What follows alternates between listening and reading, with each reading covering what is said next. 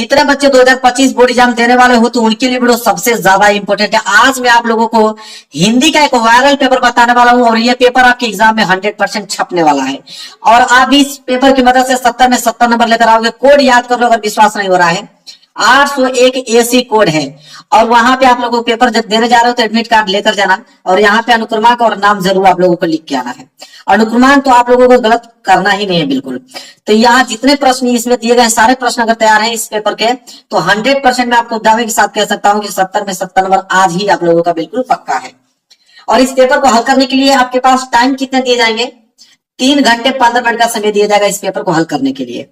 यहाँ पे नीचे देखो क्या दिया है, निर्देश, और निर्देश पढ़ के ही आप क्वेश्चन सॉल्व कीजिए।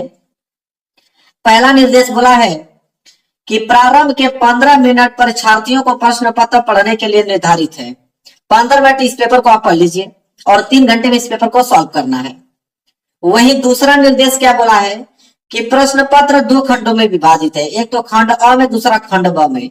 2 खंडों में यह पेपर बना हुआ है जिसमें से प्रश्न पत्र के खंड अ में बहुविकल्पीय प्रश्न है जिसमें सही विकल्प का चयन करके OMR शीट पर नीले अथवा काले बॉल पॉइंट पेन से सही विकल्प वाले गोले को पूर्ण रूप से काला करें। खंड अ जो आएगा, खंड अ में बहुविकल्पीय प्रश्न है, उसका उत्तर आपको OMR शीट पे देना होगा। नीले पेन से रंगिए या काले पेन से आप रंग सकते हो, लेकिन पेन आपका बॉल पॉइंट पेन होना चाहिए, जेल वाला पेन नहीं होना चाहिए, सिर्फ ये कह रहा है। इसके बाद चौथा निर्देश देखिए क्या है कि खंड अ में बहुविकल्पीय प्रश्न है तो प्रत्येक प्रश्न के लिए 1 अंक निर्धारित है। खंड अ में जो ऑब्जेक्टिव क्वेश्चन है तो एक ऑब्जेक्टिव क्वेश्चन 1 नंबर का पूछा जाएगा। अगला 5वां निर्देश है प्रश्न पत्र के खंड अ के प्रश्न तो 1 घंटा तथा खंड ब के प्रश्नों को हल करने तो 2 घंटे का समय निर्धारित है। खंड अ में जो ऑब्जेक्टिव क्वेश्चन पूछे जाएंगे उस ऑब्जेक्टिव क्वेश्चन को हल करने के लिए आपके पास समय 1 घंटा है। आप चाहो तो 5 मिनट में कर लो और कर दोगे। इस वीडियो को देखने के बाद सारे क्वेश्चन अगर आपको याद रहेंगे तो 5 मिनट के अंदर बहुविकल्पीय प्रश्न करने के बाद आप पूरा का पूरा समय किस में लगा दोगे? खंड ब में। इसके बाद आप लोगों का है अगला कि प्रत्येक प्रश्न के समूह कुल के निर्धारित अंक दिए गए हैं। हर एक प्रश्न के आगे आपको कॉर्नर में लिखा हुआ मिलेगा कि वो प्रश्न 1 नंबर का है, 2 नंबर का है, 4 नंबर का है, 6 नंबर का है। जितना भी नंबर का होगा वो आपको हर एक प्रश्न के सामने लिखा हुआ मिलेगा। पेपर स्टार्ट होता है यहां से आप लोगों का। देखिए सबसे पहले आया है खंड अ और खंड अ में बहुविकल्पीय प्रश्न है और पहला प्रश्न मैं पढ़ता हूं। पहला प्रश्न में देखिए यहाँ पर कॉर्नर में लिखा है ना, 1 नंबर के लिए प्रश्न पूछा गया है। बोला है कि शुक्ल युग का नामकरण किस विद्वान के नाम पर किया गया? ठीक है, तो शुक्ल युग का जो नामकरण किया गया था किस विद्वान के नाम पर किया गया? आपको भी मालूम है कि किसके नाम पे? आचार्य रामचंद्र शुक्ल के नाम पे। बी वाला ऑप्शन जो है इसका राइट आंसर हो जाएगा। आचार्य रामचंद्र शुक्ल के नाम पे शुक्ल युग का नामकरण किया गया। इसके बाद दूसरा प्रश्न देखिए क्या पूछा गया है। कह रहा है कि हंस पत्रिका के संपादक थे, तो हंस पत्रिका के संपादक इन चारों ऑप्शन में से कौन है? तो वो है आपके मुंशी प्रेमचंद्र जी। कौन है? मुंशी प्रेमचंद्र जी हैं। बी वाला ऑप्शन जो है बिल्कुल राइट आंसर हो जाएगा। एक भी प्रश्न छोड़ना नहीं है, सारे प्रश्न आपको याद होने चाहिए, तभी 70 में 70 नंबर बिल्कुल पूरा लेकर आओगे। एक भी प्रश्न मिस स्पेल्ड हुआ आपका तो 1 नंबर कम हो जाएगा। इसलिए ध्यान से वीडियो देखिए और सारे प्रश्न में फोकस कीजिए। तीसरा प्रश्न क्या है? शुक्ल युग की काल अवधि है, तो शुक्ल युग की काल अवधि की है या समय अवधि?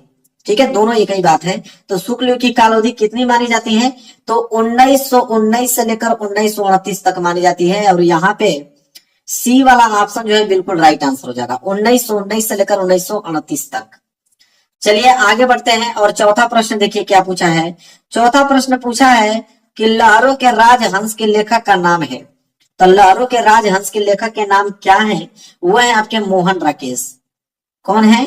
मोहन राकेश हैं और पहला वाला ऑप्शन जो है बिल्कुल राइट आंसर हो जाएगा, मोहन राकेश। चौथा का पहला। चलिए फटाफट बढ़ते हैं अगले क्वेश्चन की तरफ। क्वेश्चन नंबर 5वां देखिए। 5वां प्रश्न क्या है? 5वां प्रश्न है चिंतामणि के रचयिता है, तो चिंतामणि के रचयिता इन चार ऑप्शन में से कौन है? तो वह है आपके आचार्य रामचंद्र शुक्ल जी। कौन है? आचार्य रामचंद्र शुक्ल जी। सी वाला ऑप्शन जो है बिल्कुल राइट आंसर हो जाएगा। आगे बढ़ते हैं प्रश्न नंबर 6। प्रश्न नंबर 6 है छत्रसाल दशक के रचनाकार है, तो छत्रसाल दशक के रचनाकार इन चार ऑप्शन में से कौन है? वो है आपके भूषण जी। कौन है? भूषण जी। डी वाला ऑप्शन जो है बिल्कुल राइट आंसर हो जाएगा क्वेश्चन नंबर 6 का। आगे बढ़ते हैं 7वां प्रश्न देखेंगे। आधुनिक काल की समय अवधि है, तो आधुनिक काल की समय अवधि कितनी मानी जाती है? तो 1843 ईस्वी से लेकर वर्तमान तक, अभी तक जो अवधि चली आ रही है उसे बोलते हैं आधुनिक काल की समय अवधि। 1843 ईस्वी से वर्तमान तक, याद होना चाहिए आप लोगों को। आगे बढ़ते हैं, डी वाला ऑप्शन इसका सही होगा। आठवां प्रश्न देख लीजिए क्या है। आठवां प्रश्न है, साकेत किस युग की रचना है? तो साकेत किस युग की रचना है? द्विवेदी युग की। ध्यान से आप एक एक क्वेश्चन पे फोकस कीजिए। साकेत किस युग की रचना है? द्विवेदी युग की, और 1 नंबर के लिए प्रश्न पूछा गया है। आगे बढ़ते हैं, प्रश्न नंबर 9, आंगन के पार द्वार के रचयिता हैं। तो आंगन के पार द्वार के रचयिता इन 4 ऑप्शन में से कौन है? वह है आप लोगों के, देखिए इसे स से बोलते हैं सचिदानंद हीरानंद वात्स्यायन अज्ञ। क्या है? बी वाला ऑप्शन जो बिल्कुल राइट आंसर हो जाएगा। इनका नाम क्या है? सचिदानंद हीरानंद वात्स्यायन अज्ञ। तो बहुत बड़ा इसलिए शॉर्ट फॉर्म में लिखा हुआ है। आगे बढ़ते हैं, प्रश्न नंबर 10वां देख लीजिए क्या है। महादेवी वर्मा की रचना नहीं है। इन 4 ऑप्शनों में से कोई एक जो है महादेवी वर्मा की रचना नहीं है। वो कौन सी रचना नहीं है? युगांत। युगांत जो है महादेवी वर्मा की रचना नहीं है। बाकी निहार, सांध्य गीत, दीपशिखा, ये सभी जो है महादेवी वर्मा की रचना है। चलिए आगे बढ़ते हैं, प्रश्न नंबर 11। देखिए प्रश्न नंबर 11 क्या है? प्रश्न नंबर 11 है कि जथा पंख बिनु खग अति दिना, मणि बिनु फन कारबर करहीन, आस मम जीवन बंधु बिनु तोही, जो जड़ देव जियावे मोही। कह रहा है इन पंक्तियों में कौन सा रस का प्रयोग किया गया है? कौन सा रस का प्रयोग किया गया है? तो इसमें करुण रस का प्रयोग किया गया है। सी वाला ऑप्शन जो है बिल्कुल राइट आंसर हो जाएगा। इसको अच्छे तरीके से आप ध्यान में रखिएगा प्रश्न को। आगे बढ़ेंगे, 12वां प्रश्न है कि यही कहीं पर बिखर गई वह भग्न विजय माला सी। कह रहा उपयुक्त पंक्तियों में अलंकार है। अब ये जो पंक्ति दिया गया इसमें अलंकार पूछा है, कौन सा अलंकार का प्रयोग किया गया है? तो उपमा अलंकार का प्रयोग किया गया है। ए वाला ऑप्शन जो है वो बिल्कुल राइट आंसर हो जाएगा, क्वेश्चन नंबर 12 का ए। आगे बढ़ेंगे और अगला प्रश्न देखेंगे, प्रश्न नंबर 13। देखिए प्रश्न नंबर 13 क्या है कि सुनत सुमंगल बैन मन प्रमोद तन पुलक भर, शरद सरोहु नयन तुलसी भरे स्नेह जल। कह रहा इन पंक्तियों में दूसरे और चौथे चरण में कितनी मात्रा है? दूसरा मतलब इस दूसरे वाले चरण में, और ये लास्ट वाला चरण तुलसी भरे स्नेह जल, ये चौथा चरण में कितनी मात्राएं हैं ये पूछा है। 13 मात्राएं गिन लीजिएगा। दूसरा में भी 13 है और चौथा वाले में भी 13 ही मात्रा है। तो 13 ए वाला ऑप्शन जो है बिल्कुल राइट आंसर हो जाएगा। आगे बढ़ेंगे, क्वेश्चन नंबर 14 क्या है कि निम्नलिखित में मिश्र वाक्य है। मतलब इन 4 ऑप्शनों में से मिश्र वाक्य बताना कि मिश्र वाक्य कौन है। मिश्र वाक्य डी है कि जो झूठ बोलते हैं उन पर विश्वास मत करो। डी वाला ऑप्शन जो है मिश्र वाक्य है। चलिए क्वेश्चन नंबर 15 क्लियर हो गया। क्वेश्चन नंबर 15 नहीं, क्वेश्चन नंबर 14। क्वेश्चन नंबर 15 की तरफ बढ़ते हैं। चलिए देखिए क्वेश्चन नंबर 15 क्या है। कह रहा है कि वह अब भी बैठ नहीं सकता। कह रहा है कि वाक्य का भाववाच्य रूप होगा, मतलब भाव के रूप में अगर इसको व्यक्त किया जाए कि वह अब भी बैठ नहीं सकता, तो इसका राइट आंसर क्या होगा? इसका सी वाला है कि उससे अब भी बैठा नहीं जाता। उसको अगर भाव के रूप में अगर हम व्यक्त करें तो कहेंगे उससे अब भी बैठा नहीं जाता। 1 नंबर यहां से क्लियर हो गया। आगे बढ़ेंगे, अगला प्रश्न देखिए, प्रश्न नंबर 16। प्रश्न नंबर 16 कि तुम किस कक्षा में पढ़ते हो, और तुम की नीचे अंडरलाइन किया गया है। बताना कि तुम है क्या। तो तुम जो है वह सर्वनाम है, मध्यम पुरुषवाचक है, और पुल्लिंग है, और कैसा है? एकवचन है। इसलिए बी वाला ऑप्शन जो है बिल्कुल राइट आंसर हो जाएगा।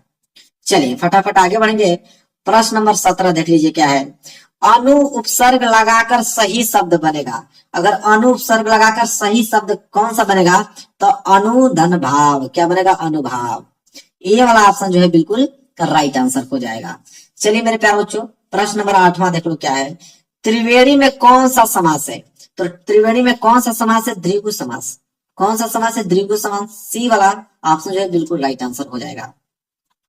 आगे बढ़ेगा, 19वां प्रश्न कह रहा है कि अच्छी शब्द का तदभव शब्द है।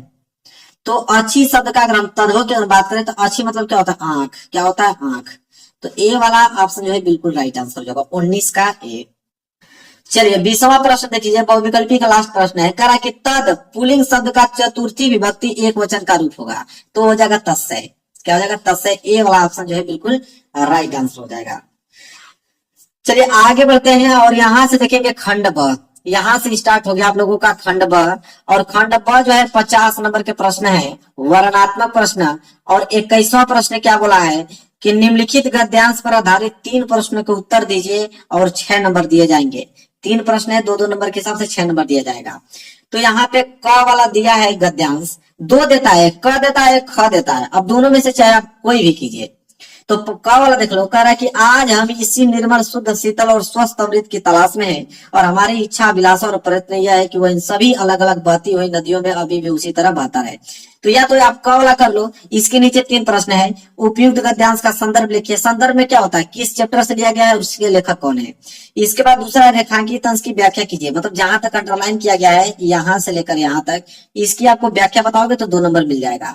और तीसरा यह है कि लेखक के अनुसार हमारा अस्तित्व किस कारण से आज भी कायम है, तो इसका भी उत्तर आपको उसी में से देना होगा। तो 3 प्रश्नों का उत्तर दोगे ना तो 6 नंबर मिल जाएगा। अगर बाई चांस अगर ये वाला गद्यांश आपको नहीं आता है तो अथवा करके देखिए, अथवा करके दिया है आपको यहाँ पे ख वाला कि पहले पहाड़ काट कर उसे खोखला कर दिया गया, फिर उसमें सुंदर भवन बना लिए गए जहाँ खंभों पर उभरी मूर्तें बेहस उठी, भीतर की समुची दीवारें और छतें रगड़कर चिकनी कर ली गई, तब उनकी जमीन पर चित्रों की एक दुनिया ही बसा दी गई। पहले प्लस्तर लगाकर आचार्यों ने उन पर लहराती रेखाओं में चित्रों की काया। अभी इतना ही नहीं है, पीछे भी दिया है। देखिए पीछे एक लाइन और है कि सिरज दी, फिर उनके चेले कलावंतों ने उनमें रंग भरकर प्राण फूंक दिए, फिर तो दीवारें उमंग उठी और पहाड़ जो है पुलकित उठे। तो इसके नीचे भी 3 प्रश्न है। पहला गद्यांश का संदर्भ 2 नंबर दिया जाएगा, रेखांकित अंश की व्याख्या 2 नंबर, और एक प्रश्न और है कि पहाड़ों को जीवित कैसे बनाया गया, गद्यांश के आधार पर स्पष्ट कीजिए 2 नंबर।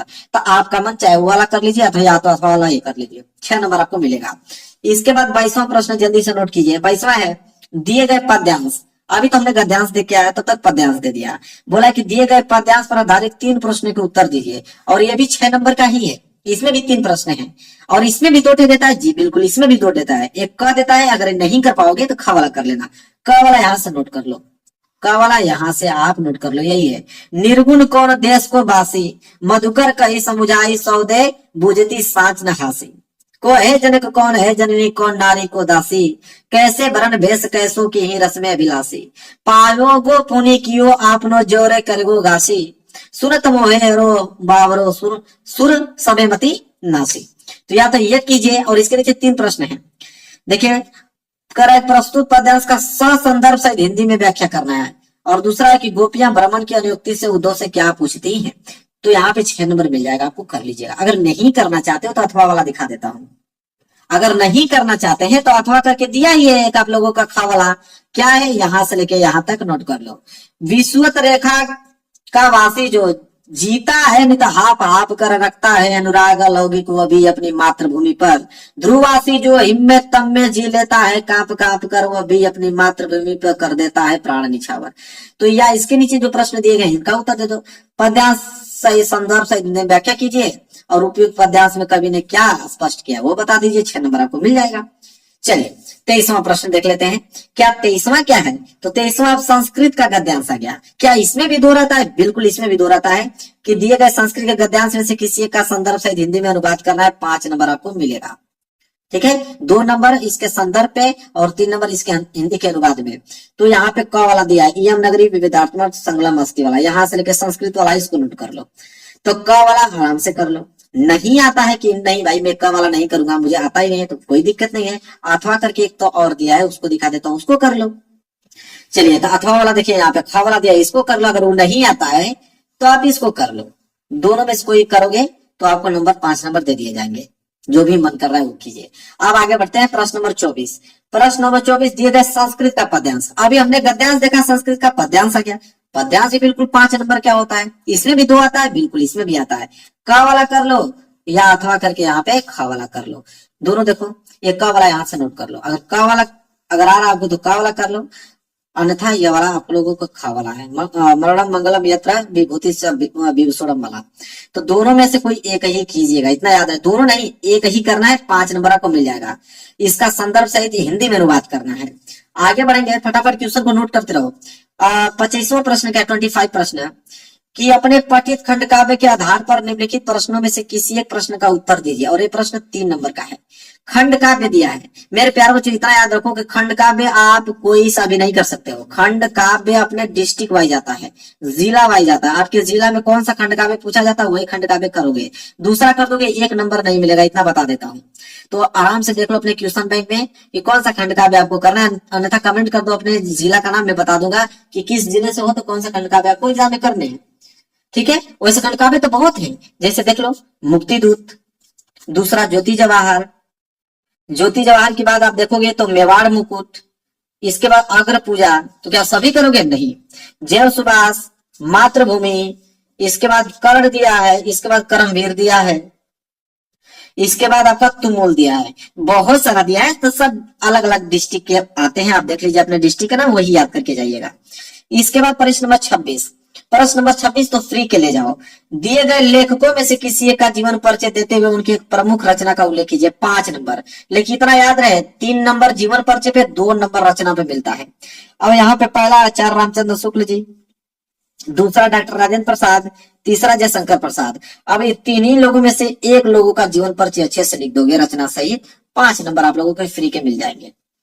इसके बाद ख वाला, दिए गए कवियों में से किसी एक का जीवन परिचय देते हुए उनकी एक प्रमुख रचना का उल्लेख कीजिए। यह भी 5 नंबर का, 3 नंबर तो जीवन परिचय पे है, 2 नंबर उसके रचना पे मिलता है। इनमें क्या दिया है? गोस्वामी तुलसीदास, सुमित्रानंद पंत, महाकवि सूरदास जी, इन तीनों में से किसी एक का जीवन परिचय रचना सहित कर दो, 5 नंबर ले जाओ। तो जीवन परिचय से ही 10 नंबर आप लोगों के यहाँ से तैयार हो जाएंगे। इसके बाद प्रश्न नंबर 27 है कि अपनी पाठ्य पुस्तक में से कंठस्थ को एक श्लोक लिखिए जो इस प्रश्न पत्र में ना आया हो। कम से कम 2 श्लोक तो आपको याद करके ही जाने हैं। कौन जानता है इसमें ही आ गया हो तो वही तो उतारोगे नहीं, कोई दूसरा ही लिखोगे तभी तो नंबर मिलेगा। तो 2 कम से कम आप लोग याद कर लेना श्लोक। इसके बाद जब आगे बढ़ोगे प्रश्न नंबर 28वां, प्रश्न नंबर 28वां है कि निम्नलिखित में से किन्हीं 2 प्रश्नों के उत्तर संस्कृत में दीजिए और 2 नंबर मिलेगा। 2 ही प्रश्नों का उत्तर दोगे तो 1-1 नंबर के हिसाब से 2 नंबर मिलेगा।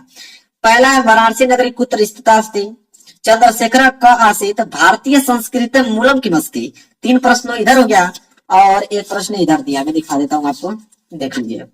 1 प्रश्न तो इधर दिया है चौथा वाला कि वीरा केन पूजे थे। अब 4 में से किन्हीं 2 ही का उत्तर देना है, 2 नंबर आपको मिल जाएगा। इसके बाद तुरंत बढ़ोगे प्रश्न नंबर 29, निम्नलिखित में से किसी एक विषय पर निबंध लिखिए। 7 नंबर, सबसे ज्यादा नंबर का तो निबंध ही पूछा जाता है।